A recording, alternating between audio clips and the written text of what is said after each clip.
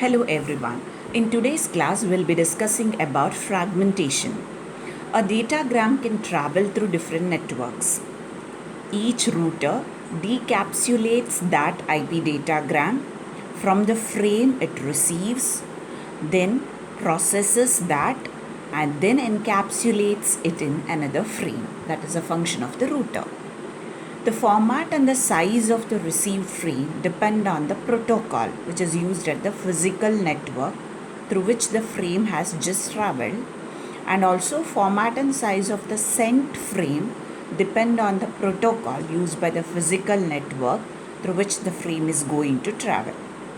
For example, if a router connects a LAN to a WAN, it receives a frame in the LAN format and sends a frame in the WAN format.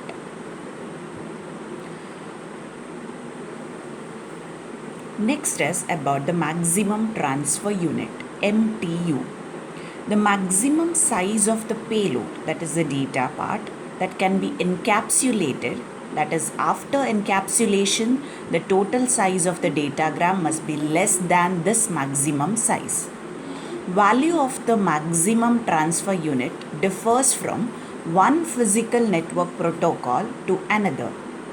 To make this IP protocol independent of the physical network, designers decided to make the maximum length of the IP datagram equal to 65,535 bytes. And for other physical networks, we must divide the datagram, and this is called fragmentation. So dividing the datagram here is fragmentation.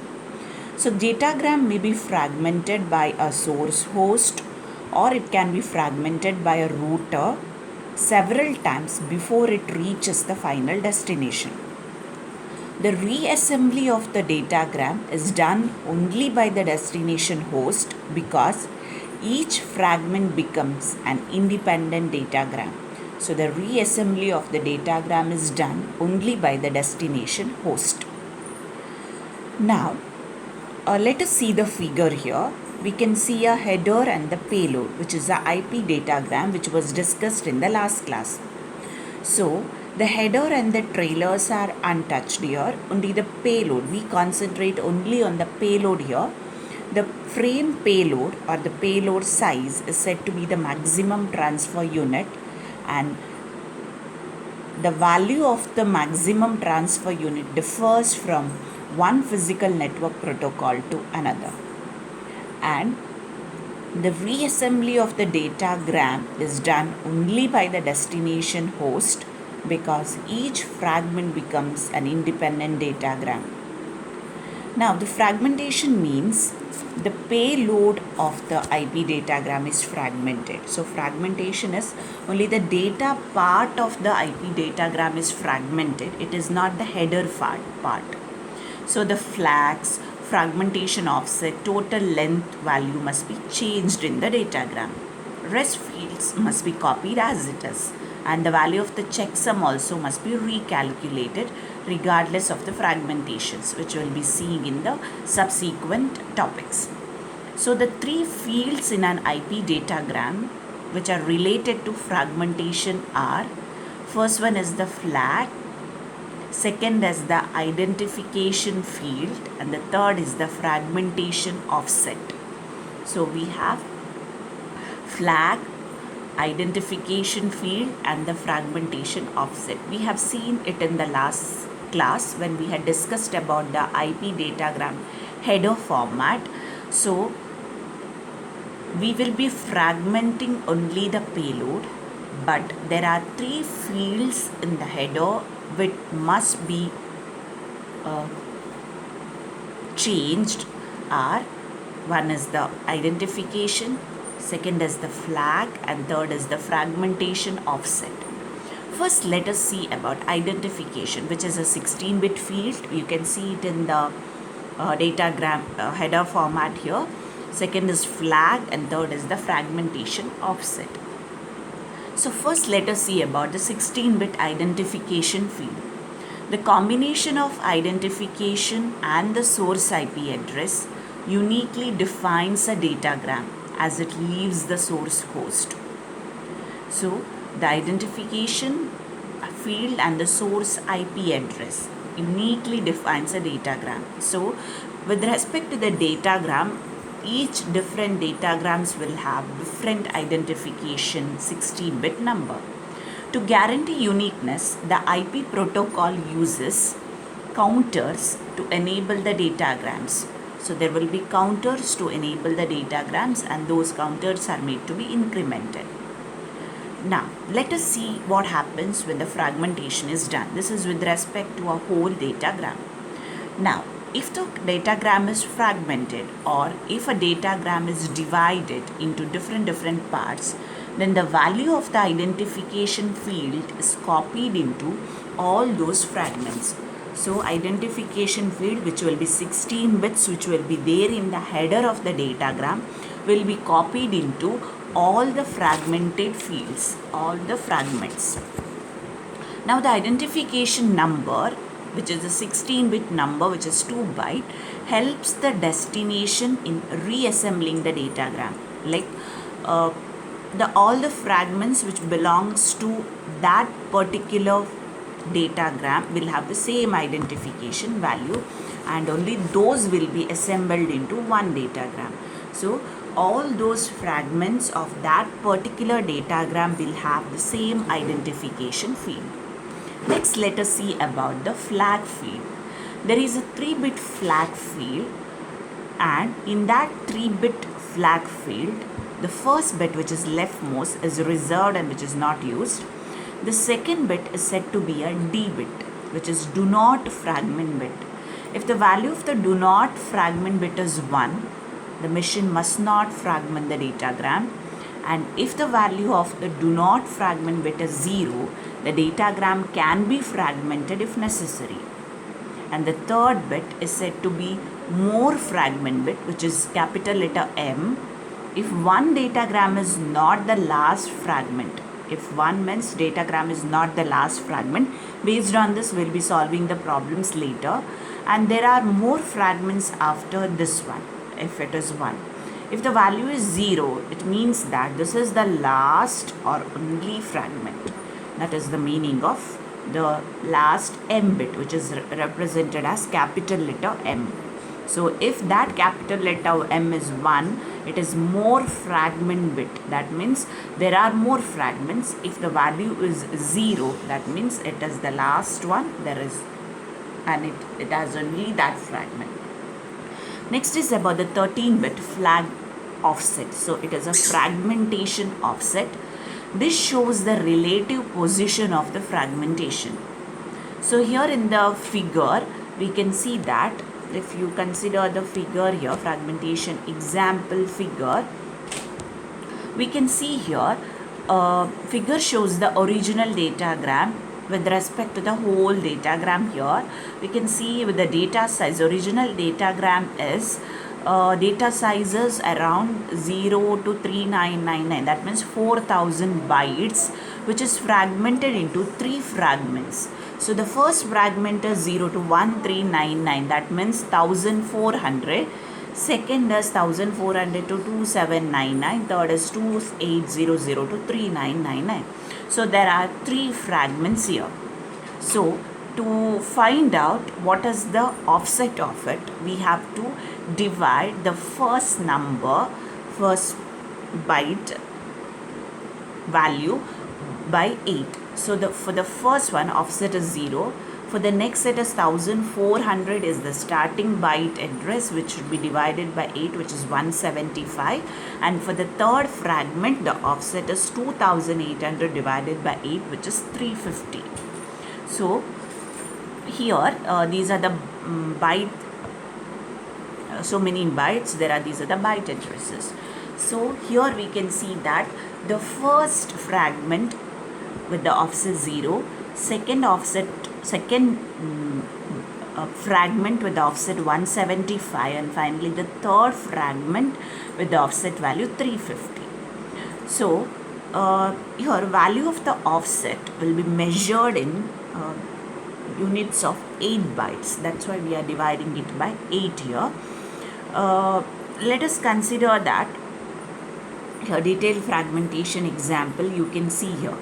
So this is the original datagram. You can see that here the data fragments can take up any route. Finally, by looking at those identification numbers, here 1, 2, 3 are the identification number, and 2.1, 2.2 tells that those are the fragments, and finally at the destination those are reassembled. You can see our original datagram figure here. So this is the original datagram which was shown there, which is shown along with the IP datagram. So here we have offset as first 000, so bytes are from 000 to 3999. This is the original datagram. So let us consider only on the second row of this IP datagram. So we have an identification field which is 14,567, which is a 16-bit field. Then we have a flag bit which are 3 bits. Then we have the offset. So when the original datagram, the offset is 0 now. When it is fragmented, as we have seen, it is the earlier example. First, the value of the third flag bit is 0 here. What is the meaning if the flag bit M is 0? That means it is the only one datagram. There is no fragments to it. So if the value is 0, it means this is the last or only the fragment. Now, here we can see that it is fragmented into now 3 different fragments, that one datagram. Now, how the byte addresses are given here 000 to 1399. Now, here we can see that the value of M is 1. If 1 means it is not the last fragment, there are still more fragments here. So we have M is equal to the value is 1. We can see that in the next fragment also M value is 1, and the last it is 0, to tell that there are no more fragments in it. Next is about the offsets here. So 000, which is said to be the offset, which is the for the first one. Second, however, we had seen here how it is obtained by dividing the first address by 8, or it is adding 1 to the last byte address and dividing it by 8. One and the same it is. So it is 1399 plus 1 divided by 8, or it is 1400 divided by 8. We will get it as 175. Similarly, the third one. And here the example which is shown, even F2, the fragment has once again the fragment, 2 more fragments. Even here the similar procedure is carried out, 175, then we take 2200 divided by 8 and we get 275 is the offset. And here we can see that the value of M is also, since there are still more fragments, the value of M is kept as 1. Next, let us see the examples here. So a packet is arrived with the M bit value of 0. The question is now, is this the first fragment, the last fragment, or a middle fragment? And do we know if the packet was fragmented? Now, if the value of the M bit is 0, it means that there are no more fragments. So M indicates that more fragment. If it is 0, that means it is active low, so it means there are no more fragments. This is the fragment which is the last one. However, we cannot say if the original packet was fragmented or not. Non-fragmented packet is also considered as the last fragment. Here you can see, you had seen, even in the original datagram also we write M equal to 0. Even if it is the last fragment of the datagram also we write M equal to 0. So we cannot see if the original packet was fragmented or not. Let us see the next example. A packet is arrived with an M bit value of 19. Is this the first fragment, the last fragment? It is not 19. It is with the M bit value of 1. It is a single bit. It can have only 1 or 0. Sorry, it's a mistake. It's a M bit value of 1. Is this the first fragment, the last fragment, or a middle fragment? So if the M bit is 1, it means that here it should be only 1, not 19. So let us make that correction here.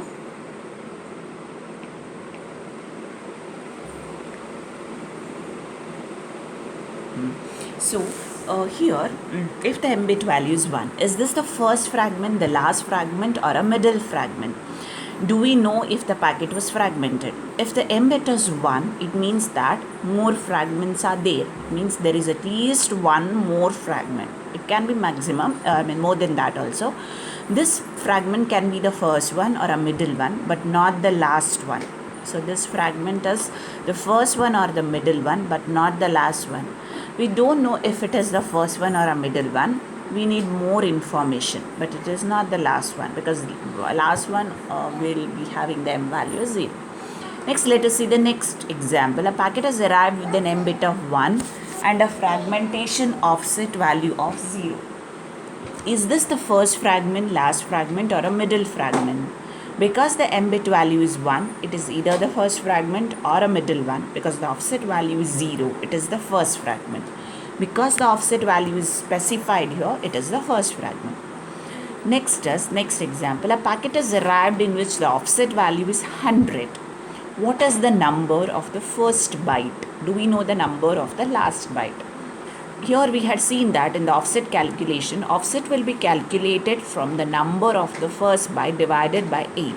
Since we have an offset here, it is a reverse method. Multiply that offset by 8, we will get the number of the first byte, which is 800. We cannot determine the number of the last byte because we don't know the length of the data. Now consider this example, which is very important. A packet has arrived in which the offset value is given 100. The header length is given 5 in the datagram. So in the previous class we had seen that whenever a header length is given, if you multiply it by 4, we will get what is the length of the header, total length of the header, which should be minimum 20 bytes, and you can have 40 bytes of options which can be used. Now here the offset value is 100. That means the value of the header length is 5 and the value of the total length field is 100. So what are the numbers of the first byte and the last byte? So here the offset value is 100, means the first byte number is 100 multiplied by 8. We get it as 800, and the total length is here 100 bytes, and the header length is here 5 into 4, which is 20 bytes. So total length when it is given, if we subtract the header length, we get what is known as the datagram length, which is payload length, which is 80 bytes here, because 100 minus 20. And if the first byte is 800, the last byte number must be here 879. So first byte is 800, which is obtained by multiplying 8 to the offset value, which we have seen in the earlier example. So for that 800, if we add this 80 bytes, because the payload length is 80 now, which is calculated from the total length subtracted with the header length multiplied by 4. Even these kind of problems we have solved in the last class. So we get the last byte number. Next, let us see about the options. So header of the IPv4 datagram is made of two parts, a fixed part and a variable part. The fixed part is 20 bytes long, which was discussed in the previous section, and the variable part comprises the options that can be a maximum of 40 bytes to preserve the boundary of the header.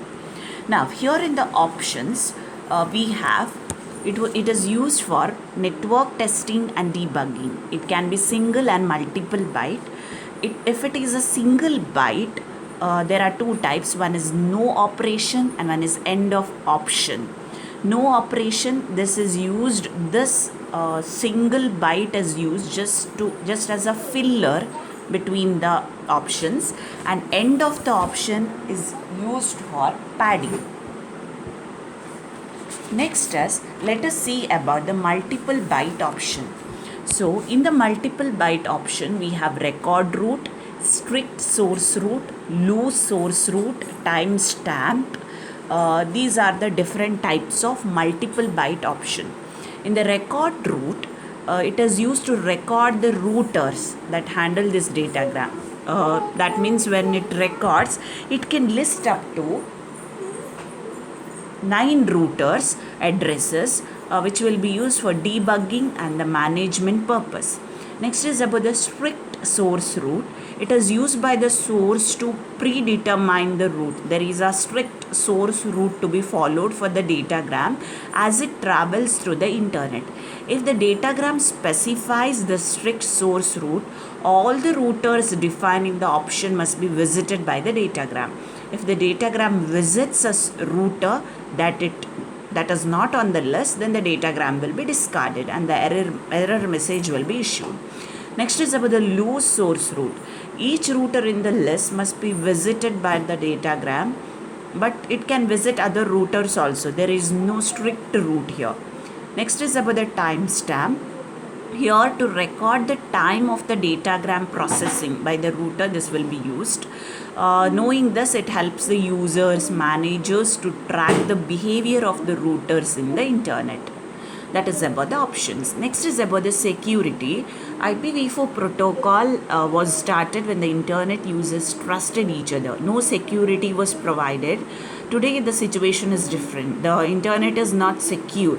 So we have three security issues that are particularly applicable. One is packet sniffing, packet modification, and IP spoofing. So here in the packet sniffing, the intruder or the third person intercepts an IP packet and makes the copy of it. That is packet sniffing. So it is a passive attack in which the attacker does not change the content of the packet. So it is difficult to detect, but cannot be stopped. But by using encryption, attacker's effort can be made useless. That means attacker may still sniff, but the content is not detectable. Next is about the packet modification. Here it is also an attack where to modify a packet, attacker intercepts the packet, changes the contents and sends the new packet. Receiver thinks the packet is coming from the original sender. It is detected using data integrity mechanism, which will be discussed later. IP spoofing. Here the attacker masquerade as somebody else. That means he acts as somebody else and create a IP packet which carries the source address of another computer. Attacker can send the IP packet to a bank pretending that it is coming from one of the customer. Like this can be prevented using the authentication by using some of the original authentication mechanisms. Next, to prevent all these, we have IP security protocol, which is said to be IPsec. You can refer to the notes. Here the IP packets are protected using this. It creates a connection between the service, between the two entities in which they exchange the IP packets. So here all these three attacks can be prevented. The four services which are provided by that is, when it defines the algorithm and key, packet encryption is provided, data integrity is maintained, and also original authentication can be provided. So two entities can agree on the algorithm keys to be used for the security purpose, and by having those, the other person will not be given an entry, cannot modify the data, or cannot behave as someone else. All that can be prevented. Packet sniffing attack is also made useless because of using encryptions, and packet is not modified in the data integrity. If received packet does not pass that data integrity test, it is discarded. This also prevents packet modification. And original authentication is your authentication is provided, that is origin of the packet to be that means packet is sure that packet is not created by the imposer. That can be made sure. So this is about the IPv4 security issues. In the next class, we'll be dealing with the ICMPv4. Thank you.